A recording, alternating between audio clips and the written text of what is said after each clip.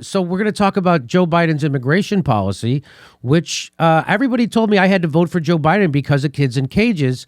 And if you care about immigrants and poor people and all that stuff, and you would vote for Joe Biden.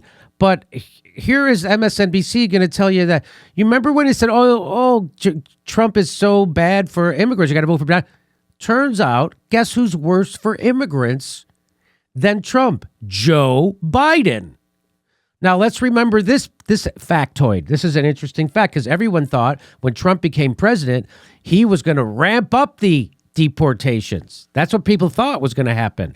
But again, as we have said on the show, we predicted that Donald Trump will put an ugly face on the horrible stuff that our government under Barack Obama was already doing. And that's exactly what happened. Local municipalities and law enforcement stopped working with the federal government to deport people like they were under Obama. So what was the result of that? Well, guess what? It's pretty interesting. Hang on, here we go. Jacob? Mika, I will never forget when President Trump, then candidate Trump, said to both you and Joe he was going to create a deportation force and deport millions of people. But the truth of the matter is he will not even come close to deporting the amount of undocumented immigrants that his predecessor, President Obama, did. That's because of a lack of cooperation from local law enforcement, including in places like right here in Los Angeles. Take a look at this. Look at that. Didn't even come close. Trump didn't even come close. He has a graphic. There's ICE removals, Obama's first term. Look at all of them. Trump's first term, almost half. Interesting. There it is again. I've made it even bigger. Isn't that interesting? And then guess what? When is this from? This is from April 1st of this year. New footage of U.S. detention facility has revealed a system close to a breaking point. That's under Joe Biden.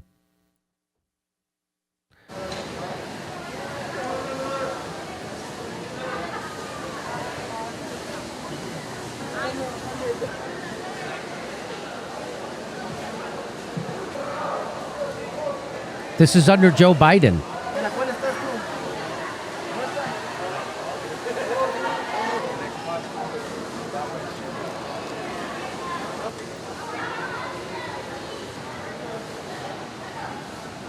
So it's built for 250 people. They had 4,000 in there under Joe Biden.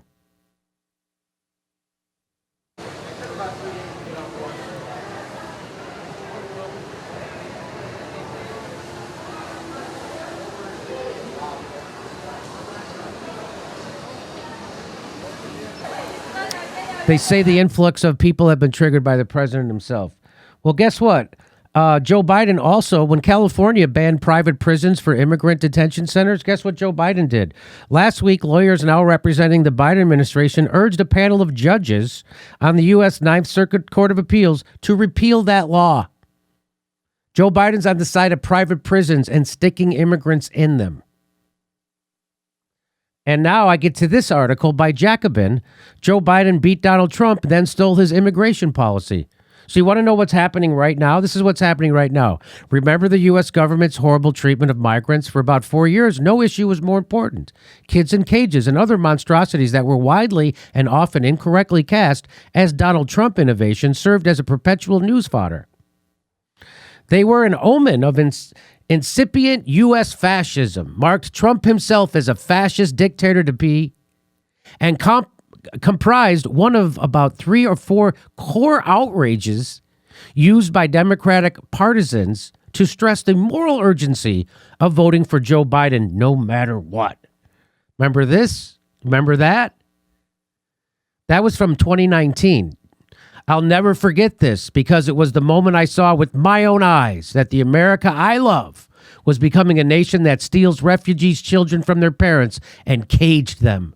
More kids died after this. To date, no one has been held accountable. We need to save these kids. Look at her. She really cares. Well, Biden's now been president for almost 10 months. Let's see how he's done. Way back in April, I surveyed Biden's moves on immigration and found that after his critical first 100 days, he's more or less continued Trump's immigration policy with a few of its coarsest edges shaved down. But his administration had also kept in place Trump's illegal Title 42 order for summarily expelling migrants with one significant but limited tweak. Its rescinding of Trump's Remain in Mexico policy was full of holes and slow to research. So the Title 42 order, which summarily expels migrants, he's keeping. Isn't that nice? But he is rescinding Trump's Remain in Mexico policy, but it was full of holes and slow to rectify. That Remain in Mexico policy, that they had to remain there while they processed them. They couldn't come over and, yeah. Children were still being kept in said cages, families were still being separated at the border, and people were still being unfairly deported. That's what the guy who wrote this article found out, and I'm going to tell you his name in a sec. But that was 7 months ago. How have things changed since? Well, unfortunately, for anyone hoping Biden would follow through on his promise to restore a mythical pre-Trump normal, things have continued in largely the same direction on immigration. With Biden reportedly fearing the political backlash from moving away from Trump's policies, he's kept Title 42 in place, renewing it in August and actively defending its highly dubious legality in court. And what is Title 42? Title 42 expulsions, meaning when you throw somebody out of the country for under Title 42, they're removals by the U.S. government of persons who have recently been in a country where a communicable disease was present.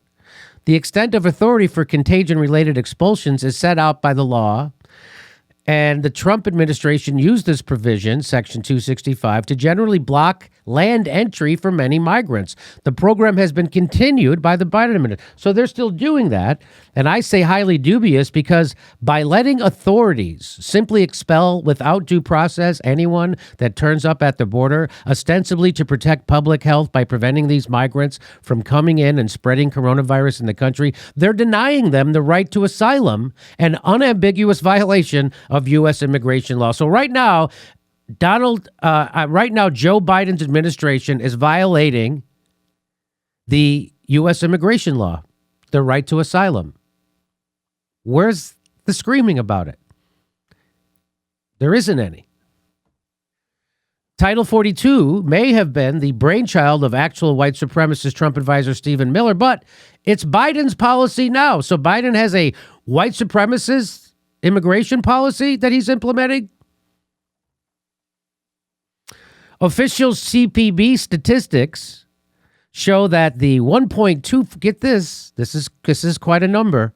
The 1.24 million people expelled via Title 42 from March 2020, when Trump put it in place, to September 2021, the vast majority, or more than 793,000 of them, were expelled from February 2021. That was when Biden became president, his first full month. So the vast majority of these people, of the 1.24 million people expelled under Title 42, almost 800,000 of them have been expelled under Biden since February. You got to vote for Joe Biden if you care about immigrants. Many times, these immigrants simply try to cross again and then are expelled again, which is partly why these numbers are so high. But in a lot of cases, the administration is sending them on their children to either their deaths or to unspeakable violence. Well, what do you mean? What do you mean? Well, by the end of October, Human Rights First had found that since Biden took office, there'd been at least 7,647 instances of attacks, kidnappings, robberies, rapes, and more against people who'd been expelled under the order.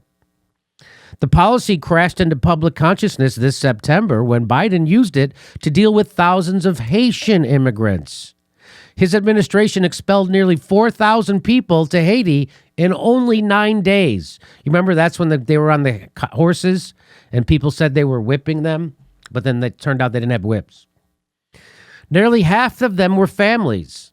Many of them, and these Haitians, many of them who'd been living in various South American countries the preceding years and whose kids had been born in those nations instead of the country they were now being sent to. Images and video of Department of Homeland Security officers in cowboy hats riding horseback into Haitian migrants, and this says clearly whipping them with their horse. I still have yet to see a video of that. quickly spawning a meta-controversy on the right, with conservatives protesting that the agents had never actually held whips. And then this is the picture they put in the thing, in the article. It doesn't show what they say. So White House Press Secretary Jen Psaki, meanwhile, said Biden thought the site was horrific and horrible. It is a bad look. That is a bad look.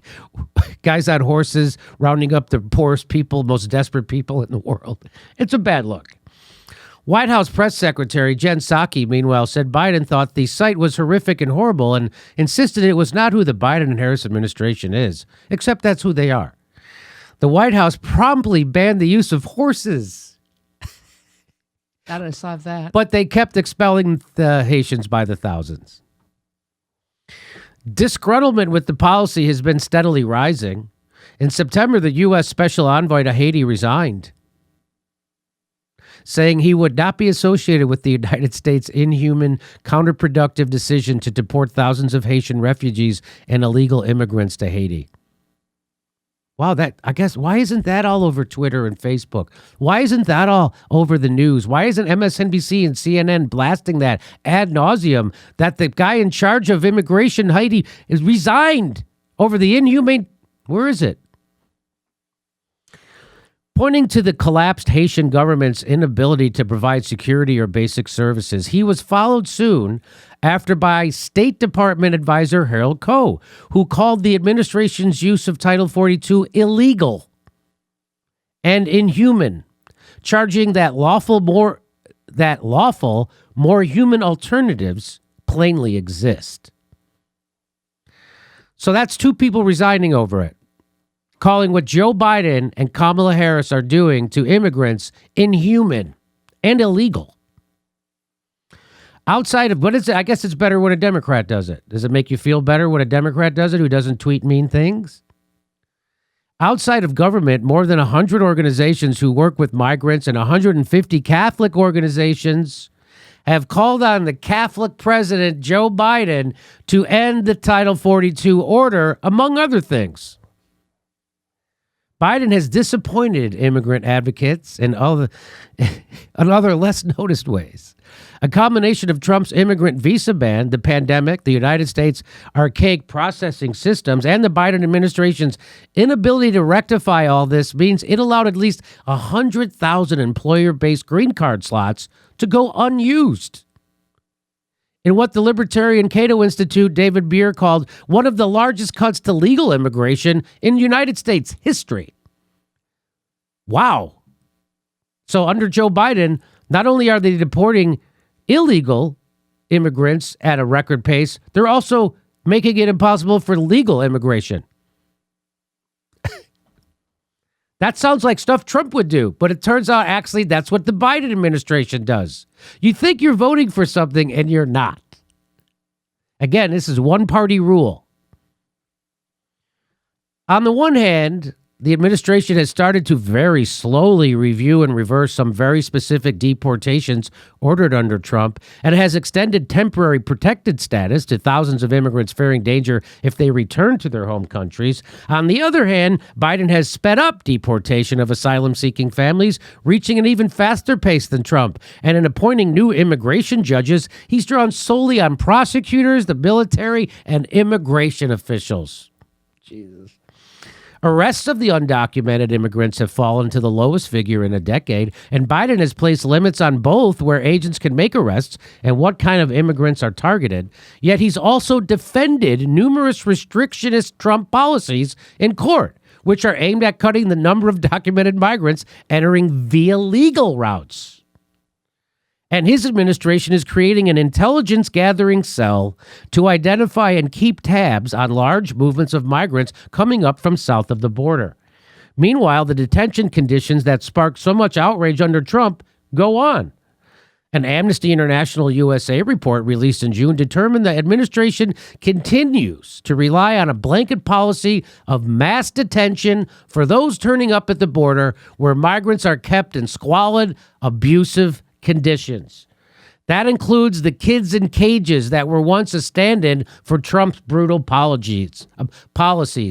Immigrant advocacy group RACES, the Refugee and Immigration Center for Education and Legal Services, found children being kept in cage-like rooms by one contractor at Pecos, Texas facility. Just one of many forms of mistreatment that prompted the group's president to call it among the harshest and most restrictive of any ORR, Office of Refugee Settlement, or ICE detention place facility that I have visited in my career. So there you go. It's worse under Biden. Isn't that amazing? Sometimes Biden seems to have been unaware of his own administration's policies. When asked about news that the government was looking to pay $450,000 to migrant families whose kids had been stolen by Trump, Biden called the report garbage and insisted that's not going to happen. The American Civil Liberties Union executive editor speculated that Biden hadn't been briefed, and a day later, the White House reversed itself. Jesus Christ. Copying Trump hasn't yielded many political benefits yet. Biden's approach is regularly assailed by the nativist right as an open borders policy. That's what's hilarious. Even Henry Cuellar, a Texas Democrat, charged mid-year that the more open borders vision is winning out in the White House. Biden's immigration record as president has been a familiar story of liberal backsliding, advancing far-right goals. While reversing a few of Trump's most outrageous inducing measures and making some small but meaningful tweaks to the country's deportation machine, the regime Trump reshaped in his own image remains largely in place, with Biden even outdoing his predecessor in some respects. By far the biggest change is that while increasingly disillusioned immigration advocates have kept the pressure on the administration, the wall-to-wall, 24-hour-a-day fury from many liberal quarters at what was once the most controversial part of the Trump agenda has largely dissipated. Where is it? Where is the 24/7, wall-to-wall, 24-hour fury? So what does that tell you? That tells you that they can only be upset when it aligns with their political objectives. They're only going to care about immigrants if it also fits in line with their political narrative. Things have reverted back to the way they were under Barack Obama, with both liberals and conservatives emotionally invested in the same fictitious image of a Democrat president that they jointly helped create. A boldly pro-immigrant, even radical leader who's throwing open the nation's doors to all comers. Short of personally mounting a horse at the border, and even then, it's doubtful Biden will ever convince the right he's anything else. It remains to be seen how long Democratic voters can keep lying to themselves. So, the right makes Biden out to be an open borders guy, but the facts show that he's actually ramping up Trump's thing, and he's going. Obama deported, according to Fusion's reporting, more Hispanics than all the presidents combined since 1890. Trump couldn't even come close, and now Joe Biden's ramping it back up. Even though it's just like when you watch Fox News and they say Joe Biden is a Marxist. When Joe Biden is just he's a right-wing corporatist, 100%. That's funny, right? And it's like how they're now saying he's an open borders guy, when of course the exact opposite is true. So now you know why you're a chump if you voted for Joe Biden because you cared about immigrants. Yeah, you're a chump. And we have one party in this country. So what you did was you got rid of the mean tweets, but we went back to ramping up the inhuman policy. Are you proud of yourself? Are you proud of yourself? Hey, we're doing live stand-up shows in Los Angeles, December 3rd, 10th, and 17th. The first 3 Fridays in December in Studio City at Two Roads Theater. If you're in Los Angeles area, see you there.